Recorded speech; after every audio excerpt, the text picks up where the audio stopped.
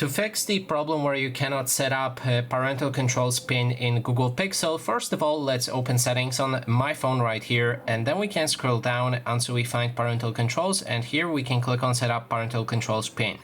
As you can see, it says that we cannot use controls since there are multiple profiles on this phone, so there's two ways to fix this. First way is to open security and privacy settings and then scroll down to the private space. Sadly, you won't be able to use private space along with parental controls, so you will need to remove it. If you're ready to remove it, check if you have any private files there or private app accounts and etc. Just when you're ready, you can delete the private space, and then you should be able to go for a parental controls. I will show you that in a moment. If there's still problem, you can go for a system settings and then enter the profiles or users, and just make sure that you are the only user on your phone. If there's any other users, click on them and remove them.